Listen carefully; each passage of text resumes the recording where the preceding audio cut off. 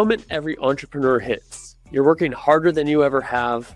The calendar is packed, but the inbox feels endless. That to-do list never gets shorter, and somehow the business still isn't growing the way that it should be. But the problem isn't effort. The problem is leverage. Welcome to the Leverage Podcast. I'm your host, John Davidson, and every week I'm sitting down with founders and top performers who have found that lever. The hire, the system, that mindset shift that changed everything. This show is for the business owner who's ready to stop being the bottleneck and start being the architect. Let's get into it. Thank you for joining us for another episode of the Leverage Podcast. I am your host, John Davidson, and I am excited to have a fellow Sacramentan join me today, Deja Parker of the Adkison agency. Deja, I love Sacramento. It's one of the favorite chapters of my life, going to Sac State, doing a lot of skateboarding out there. How is the weather in Sacktown today? It's honestly great weather. It's a little bit warmer, but today it's like barely like getting to like 85. So today has been the best. Last week it was getting into like 102, but this week it's cooled down. It's like the best weather today. That's wonderful. I know Sacramento has really hot summers, so I'm surprised to hear that it's that cool. I'm in Dallas now, and it's about 102 out here, so I think maybe I've brought the heat with me. But for those who don't know, Sacramento, of course, is the capital city of California, but it's also has beautiful rivers, and it has I think the most operating drawbridges of any city in the United States. Um, It's something I like couldn't that. quote you on that. I'm not sure. I'm not exactly sure how many, but we do have a lot of bridges. I do notice that we do have a lot of bridges. I've never had to like pay tolls for them, but I do notice that we do have them. Yeah, I love Sacktown. Anytime I get to visit, I go back. So when I first contacted Deja, I was like, oh man, my fellow Sacktown homie here. And we get to talk. Sacramentians. That's right. And so we get to talk all about her incredible career, going from being a brand ambassador to having her own agency here. So, Deja, first question for you. Tell us, what is the Adkison agency and what do you focus on? So we're a marketing agency. We also work with do a little advertising as well, and we mainly focus on businesses that are kind of in the development phase, not necessarily startups, but we help them when they're in the development stage. We help with branding, packaging, and then eventually our goal is to help our customers get inside of stores. Got it. So if I'm listening and I'm thinking, okay, am I the right fit for your agency? Tell me a little bit more about that phase, or the size of the company that's just right for you to work with. So if you were in the phase of like you kind of already have your idea built and you just need to figure out how to get it in front of the right people, that's when you would come to us. So a lot of branding, people think, just logo and stuff, but there's a lot more behind it. But we basically just when your business idea is built and it needs attention, we help it get attention. We put it around the right people and eventually get it into the right storefronts. Fantastic. So, I'd love to learn, what made you start this business? What made you go from, hey, I've been a brand ambassador, I'm, I'm on, I'm at all of these events, I'm representing brands, I'm, on this side of the business. What made you take the step from there to doing it for yourself? I just think just naturally trying to move up the totem pole. You start off as a brand ambassador. I'm realizing a lot of the gaps that these business owners have when I'm going out there to like build their street teams, and when I'm going out speaking to their customers about the product. I just noticed that there's a lot of gaps in between that I feel like I was able to fix. So while being a brand, I work for like some companies like Kawasaki, Celsius, Takis. So some of the bigger companies that people are familiar with, and I noticed that they have the similar problem that a lot of business owners have, especially when starting out. So I started off with working with investors first. So they would invest into a new product. They'd bring the product to me. Me and my team would fancy it up, make it look better, and then we would approach larger investors. So that's kind of how my job switched from brand ambassador to kind of business developer into now creating my own company where I'm helping develop other businesses was really that in between working with the investors after they give their first initial investment into the companies. Yeah, I love when people, are in one role and it provides insights into the challenges or the pain points of a certain business. And Mhm. so then they kick in that entrepreneurial spirit and take a step forward and actually solve the problems that they're Right. experiencing. It sounds like you've done exactly that. I'm curious whether it was one of your clients or before you started your agency and a company you were doing an activation with, do you have a favorite activation or one that was the coolest or the most Oh, fun? for sure. I mean, being a brand ambassador is just, I tell anyone, which I still hire brand ambassadors for other companies, but that had to have been like the most funnest part of, even getting into this industry was becoming a brand ambassador because you go to many different events that are so much fun. One of the ones when I used to work with talkies, we would go to concerts. So we would go to different concerts, pass out the talkies at the concerts. So you get into all these really big concerts for free. And That's then awesome. also, a lot of the time I spent like when building my business, I was living in LA. So there's so many different cool activations, grand openings, so many different things that they would need a brand ambassador at, so many different trade shows. So I've been to many, many fun brand ambassador gigs for sure. That's awesome. For those listening who are planning their own activations and they're Mhm. thinking, okay, how can I make sure that this is a success? What separates an activation that's successful from an activation that doesn't deliver the ROI that the brand prefers? I would definitely say hiring the right people, and for the right event. So if you're having an activation at the grocery store, you may not want to have the same group of girls come out if you're having an activation at a festival. So, like you want, like if someone's giving out stuff at a grocery store, you want someone who's just, still very outgoing, but someone's who like a little bit more timid, really, open to like being patient and listening to the customers. You have a lot of older customers at the grocery stores opposed to you wouldn't want to get the same person to now go work at a festival where you need someone extremely high energy who's going to be talking to everyone, who's probably not going to want to sit and talk to the same first person for 20-30 minutes. They're going to be quick on to the next one, kind of Mm, just popping around everywhere. You don't want someone who's timid or quiet. So I really think the biggest one is hiring the right people, making those sure that those people are reliable because a lot of people don't show up late, and you want to make yeah. sure that too you have them knowing that they're like knowing their product before they go, so that when they get there, they know exactly what their goal is. When they get there, they're going to know what questions to ask, and also reporting at the end. That's a really, really big piece. I feel like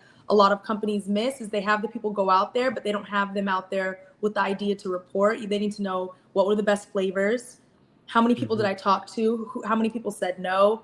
Those are all things that you want to make sure that your people before planning the event that they know before getting out there. They have those questions kind of set up in their mind.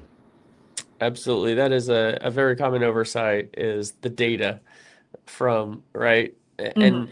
And now when you're doing this, are you relying on brand ambassadors to report that data, or are there technologies that are assisting, or a little of both? How does that work? It just really depends on how big the event, and if it's a smaller event, we want the brand ambassadors to report that, but we usually give them like a little small spreadsheet so they can kind of see like what questions to ask and what they're looking for, and then it's really easy for them to like calculate how many people tried stuff because you just count how much you have left. So however many you have left is, you know what I mean? That's you can see how many, and if you have nothing left, then you know that you had a very successful brand ambassador event if everything was given out. Yeah, that's a great point. Now, of course, talking to you, I always think back to my college days because Sacramento is front and center in my mind. Mm. Being a brand ambassador is a great job for college students. I would Oh, say, absolutely. especially pursuing marketing. I got a marketing degree at Mhm. Sacramento State and really appreciate the education I got there. How can those listening, if they're thinking, boy, I need to gain some experience and I want to get into this marketing world, how can people effectively get a job as a brand ambassador like you did? Well, you can always contact Atkinson Agency. We can always help you out to get your foot in the door. But I feel like the big piece is just kind of going out there and trying to attend these events. It's not really something as you can kind of go online and do like the Indeed type of stuff. But especially here in Sacramento, in LA, it'll be a lot easier. Here in Sacramento, it's not going to be as easy as just like going online and finding it. You're going to have to really kind of do your research. You want to go make sure that you're actually going out to these events. And then also, you don't be afraid to just contact the brand yourself. Like even if they're a big brand, you'd be surprised on how quickly they'll either contact you back or lead you in the right direction if you contacted the wrong person. And also, for those listening, is when you're at a concert, you see an activation. I mean, go talk to those people themselves. Exactly. Do you? Exactly. Ask those girls. That's one of the biggest ways that I used to get so many different gigs is when I was at an event or a grand opening. If there was like a girl with a product that I liked, I would always ask them, "Hey, how'd you get this job?" 100%. Well, I'm really curious. I want to take you through your career from, okay, so we've covered the brand ambassador part and then going to the agency side. What is the different from your perspective of, working these events, being a brand ambassador, and now being on the agency side, working on the business more than in the business? So I don't want to say that it was the luck of the draw, but it was really me getting in contact with the investors that led that switch. So just being at all these different events, there were, meeting the different brands. I was able to just networking. I met someone who was connected with these because I started off working at a company called Proto Hologram when I switched from being a brand ambassador to business development. So I was a brand ambassador for Proto Hologram, which is a really cool hologram company where you can beam yourself anywhere in the world. So I would do a lot of Oh, their wow. trade shows, and I got in contact, like just really just talking to people there. I got very close with the company and the owner and stuff like that, just being a brand ambassador. And then it switched over to being a business developer for Proto Hologram. And then once I was kind of in good, that's when I met one of their largest shareholders at the time. And me and him connected, and then I started doing business development for every company that he would invest in. Oh, wow. So it was a very natural transition. I was working as a brand ambassador for that company, got in with the owners, got in with the investors, and showed my potential. And then we started creating, after working with them, we created so many teams, so many different companies. We got some of our products inside of Whole Foods, Trader Joe's. So once I had a little bit of a success story, they were able to trust me with all of the brands that they have. Still work Wow. with them, and I still work with a lot of them to this day. That's incredible. And that says a lot about your business and, how you're treating clients as well and delivering on your promises for them that, they're giving you more and more business, which is absolutely wonderful. What does your team and your company look like today compared to what it did on day one when you started your business? So honestly, it has fluctuated so much, up and down since then. From the start, it really just was me, and I would get a lot of freelance brand ambassadors. Now, opposed to then, don't. I still get the freelance brand ambassadors, but a lot of my team now is kind of like on the tech side. So Mm. a lot of I have like a couple virtual assistants. I have like a couple like web developers. So now it's more of like the digital side, and opposed to majority of my team used to be brand ambassadors, and now we just hire them completely freelance. Yeah, we are big fans of virtual assistants here at the Leverage Podcast as our main sponsor. Mhm. Sphere Rocket provides virtual assistants and does a great job with that. Share a little bit about how, your work and your experience has changed ha onboarding those VAs and what that provides you with having more time to focus on the parts of the business that really require you rather than getting stuck in the administrative stuff. It really just helps to get like the really mundane tasks that they are important, but they're not that hard to duplicate. So it's like a very easy onboarding process. I use a company called Upwork to get my virtual assistants, and I just go on there, see if, like, look for the people that are in my budget. I have, a couple interviews with them, some people. If I can see that they would be successful, I give them a week of trial. If they're able to keep up with the calls, keep up with outreach, then I hire them on, usually as part-time. After 3 months, we move them to full-time.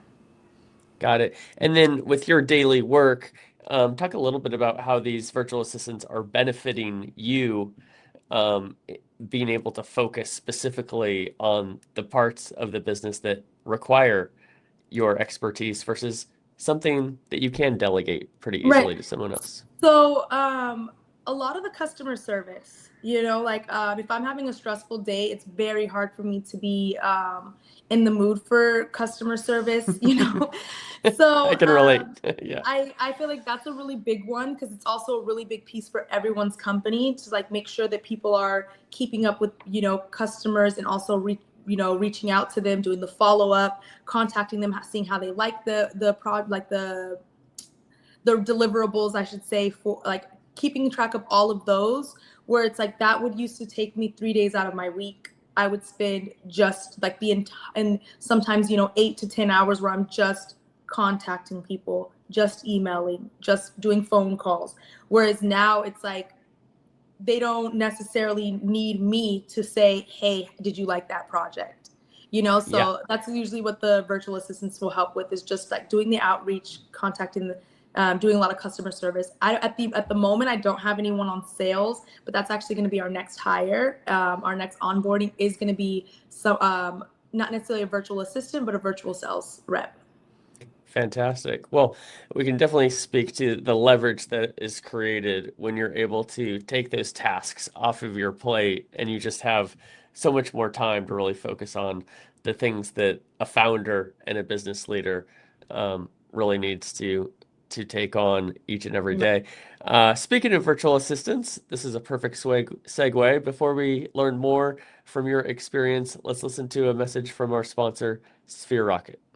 Business owners and entrepreneurs will place a proven executive assistant VA for just $4 to $8 an hour, and if they don't perform, you don't pay. Imagine freeing up 20 plus hours a week by someone handling your most time-consuming tasks like admin work, managing emails, scheduling meetings, and so much more. This one hire could transform your productivity and give you back the time you need to focus on growing your business. At Sphere Rocket VA, we make this possible in as little as 7 days. We'll place a proven executive assistant VA in your business for just $4 to $8 an hour, and your VA will take over day-to-day administrative tasks, help manage your email and calendar, follow up with past clients, giving you back 20 plus hours a week so you can increase your sales and even enjoy more personal time. And here's the best part. If they don't give you back 20 plus hours a week in the first month, you don't pay Sphere Rocket a dime. We've done this for thousands of business owners, and now it's your turn to see the results. Click the link around this video to schedule a demo and discover how this one hire can completely change how you run your business. Remember, if within 45 days the VA doesn't perform, you don't pay. All right, we're here with Deja Parker of Adkison Agency, and she is sharing all about her experience from being a brand ambassador on a number of different marketing initiatives to now being in charge of her own agency and what she has learned as a result. Thank you again for joining me today, Deja. I'm curious because it's great to talk about the successes and the really exciting campaigns and the wonderful memories, but we rarely learn much from the wins, unfortunately. At least personally, I tend to I tend to learn more lessons from the failures. What was something that felt like a failure at the time that taught you one of the most valuable lessons you've learned so far? So I used to be just a lot more like trustworthy with clients, like as far as like saying like, here's what we're gonna do for you, and not really presenting a contract. So there's been a few times where we did get some people contracted into stores and we didn't put it in writing first. So it didn't go. That was, so that was a very early on. That was like my biggest lesson, was Yeah. not putting things on paper and just using word of mouth and, kind of just being like, oh, well, I trust your word. We'll go off of a handshake, which is, I would love for it to be that way where we, just go off of a handshake, but we no longer do that anymore. So we make sure that beforehand, before starting, even doing any pitching to any companies or to any investors, that we put in contract basically what we get in return for pitching you to these investors or pitching you to these stores. Yeah, it only takes getting burnt once to learn that tough lesson. Yeah, and that was a tough one. That was like my a really sad moment for my business. I'm not going to call out any names or anything like that, but it was a very hard time for my business. I thought the company was going down at the time because it was like we had to spend a lot of time focusing particularly on that one company since we did have investors involved, and I didn't make either or. I didn't make the investor or the company sign any contracts with me, so they kind of just did. Yeah, they kind of just closed the deal without me, even though I was the introduction piece. So I did learn my lesson. I've had a few of those where you create a deal and you're the introductory person, and then not everybody honors the deal. Unfortunately, Right. Not everybody Exactly. honors their word. Mm-hmm. It'd be a much better world if everybody did, but that's why we have contracts. On another perspective, not necessarily, on the topic of failure, but it's so interesting to me how much we learn just based on our experience, right? Mm-hmm. And so I had my own consulting business for 6 years, and I know like day one, I felt like I didn't have a clue what I was doing, and I kind of didn't. And then, a year or two later, right, I'm like, oh, I'm doing pretty well at this. I know what I'm doing. And then a year or two after that, I looked back to that time. I was like, I didn't have a clue, even though I thought I did. I'm really curious, if you were to talk to your former self on day one of starting this agency, what advice would you give your former self? I would tell myself to keep the momentum when you feel the energy shift of like where you're getting like, I guess, a lot of attention, you're getting a lot of referrals and stuff like that. I think I would just tell myself to keep the momentum. If your hands are full, hire more. Don't distract yourself and be like, oh, well, I just have to really focus on this one project. Outsource, like I started off really doing majority of the design aspect at my company, and with the customers, with the clients, when it comes to like the branding and the packaging. So there was a few times where it was like I felt like my hands were full because I was really focusing on a lot of the design. And even though I love that, I can't be able to, I can't stop every other thing in my business to work on one project. So I would tell my younger self, if you're use the momentum, and if you're bringing on more people, just hire more people. Don't feel the need to stop everything. Every time I get a client, I used to work specifically with that one client, finish the project. So then my sales stops, my communication stops, my social media of my own personal stuff stops. Like everything in my business would stop so that I could finish this one project, opposed to saying, all right, let the company take just a little bit less money and hire someone to do this. Yeah. That's a really great point. And, I can definitely relate from the sales perspective of there's always that problem, right? Like you're keeping that sales funnel full, right? Exactly. It feels like I'm either out filling up the funnel until I get the work, and then I get the work and I'm doing the work, but I'm not keeping these leads coming in, right? So how have you been? That's a great lesson for everyone listening. I appreciate you sharing that. How have you been able to figure that out so that now you keep every aspect of the business flowing continually, despite whatever projects you may be working on? It's honestly still a little bit of a struggle of mine, just because like I said, I really do love the design aspect. So when I get those type of projects, I love to work closely with the business owners themselves. So it's still something I kind of struggle with, but something that has helped me is definitely getting with the virtual assistants. Also automating a lot of my workflow and my process. Automating a lot of it has helped me.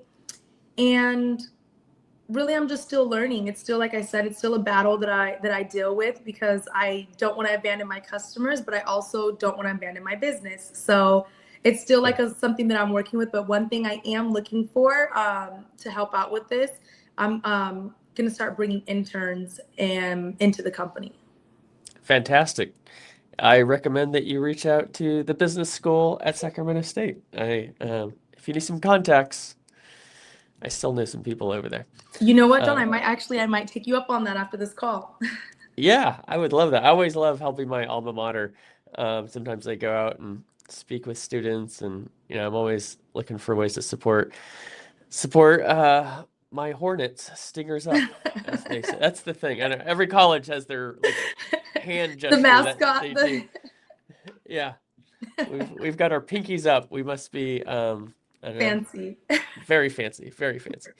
I'm curious, with the rise of AI and all of these resources that are now at our fingertips, how has that impacted your business, whether that's in a positive way or created some challenges? It's definitely impacted me. I know it's a very controversial subject right now between business owners, but I love implementing AI into the business as much as I can, just because it's like the more things that are automated or that are able to make with AI, the less hiring that I have to do. So I really like it. I don't use it as much. I use it more for like guiding my designs. I don't use it to design. Not at the moment, but I'm not against it. I love having AI. I use it any chance I can.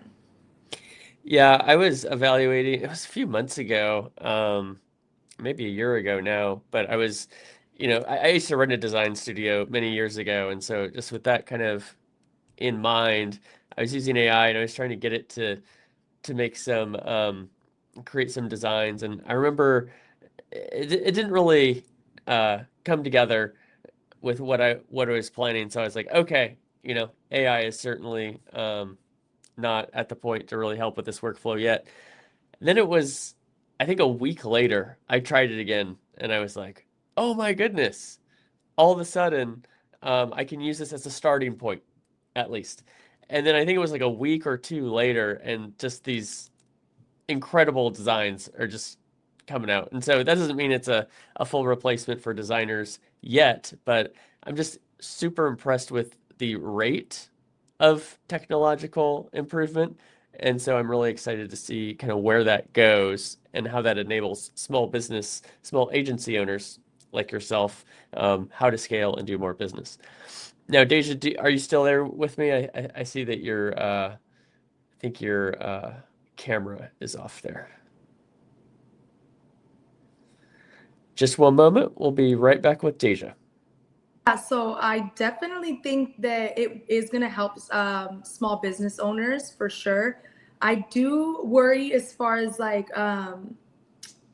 know for the future, it probably is going to develop a lot more to be better. But for the design aspect, I do notice that a lot of people's designs are starting to look kind of all the same, a little bit generic when they are using AI. But I do feel like over time, AI is going to develop and continue to get better. So I feel like that will probably, it'll probably kind of go away. But I do think it's still important to have some sort of creative on your team, because if you are using AI, it'll look the same if you don't have. So you still need a creative eye. You still need someone creative on your team to say like, here's what we even want AI to do. Because if you just leave all the design up to AI, it's going to look very generic. I know you've seen the flyers coming out, the AI flyers, Oh yeah, AI posters, where it's they all look the same. They all look the same. All look the same. Like, so and everyone in our mind, we all have the same design in our mind. You can picture it. It's like, right. Yep. And it's impressive the first time. Look what I did so quickly, especially for people who aren't designers, right? But then you have to do that's the first thing you produce, but then you have to do another thing and another thing, and it's like you're not able to get nuanced or customized. Yeah, that's what I was gonna say. It does kind of start to combine together, and then you'll also notice that you may see your designs kind of matching some of your competitors' designs. That's a big piece that I see a lot of customers deal with, where it's like it looks good, but it looks very familiar, almost too familiar. So you have to be careful of trademarking and stuff like that as well when it comes to the AI. Yeah, and I'm curious too, moving forward, because as we're talking about, this technology improves at such a rapid rate, but there's that AI look, like when you see videos, or it's like you see the videos that are it's a speaker, and just the tone of the voice, you can kind of tell this is not a human. But I Right. think one thing that's exciting for those who are not relying too much on AI is that creates a competitive advantage, right? Because if you can do this yourself, you Right. know, then you can get that much deeper, that much more customized. You can perfectly in line with the client's request on that Yes, sort of work. I definitely agree. That's why I say I do use AI for a lot of storyboarding, for a lot of vision boards, for even some of the content. But I do also, like you said, to get rid of that AI fill, we do like to do some real filming. We do like to have some real content mixed in. So it just kind of shortens our task, opposed to having let's say you want to make a commercial, for example, instead of it taking a week and a few $1,000s because you have to hire actors and models and stuff. Maybe you just Yeah. hire one person and do some filming, and then you can kind of add the set around them. Right. Yeah, that's a great application to that. Well, I just have a couple more questions for you here, Deja. One is, you're doing such amazing work, and it's really cool to see how you are impacting brands, how you're impacting people with these brands. When it's all said and done, what do you want people to remember about what you are building? I want them to remember that we build great brands that get great results. That's what I want them to remember. And like my goal for my own, like my personal self, I just want to be Yeah. able to, like, as I'm walking through the stores, just be like, oh, okay, yeah, I worked with that company. Oh, I've actually got them into this store. Oh, like that's Oh, kind of yeah. my own dream when I'm like walking around, especially like with my family and stuff, just to see familiar brands that I had a hand on. Yeah. I've had the opportunity to have some of those experiences as well, and I don't know, it's so fulfilling, Mhm. walking by, and especially if it's the actual work that you did, you know. Right. I remember years and years ago we did a big hero campaign for Nike. This is Mhm. at a former job, and so it was in like all the stores, fronts, and everything like that. And you better believe we fast tracked it to the the closest Nike store to get all the pictures, and everyone's looking at us like we're crazy. We're like, Yeah. our company did that. It's a whole lot of fun. Well, last question for you, Deja. For those who are listening to this episode and they're thinking, I want to have a great brand. I want to work with somebody who can help deliver great results for my brand. How can people get in touch with you to work with you? You can go to our website, AtkinsonAgency.com, go to our Instagram, Atkinson Agency, or you can even go on Google. As long as you Google Atkinson Agency, you'll be able to find us pretty much on any platform. And just don't be shy. Reach out to us. We're a really small team right now, so you'll definitely get a very personal message back. You'll definitely get a lot of hands-on work from the team right now, just because, like I said, we're fairly small. So just reach out, don't be shy, and someone from our team will definitely get back to you. Fantastic. I appreciate you joining me today. It was great learning about your experience. Thank you for joining me today on the Leverage Podcast. Thank you so much, John, for having me.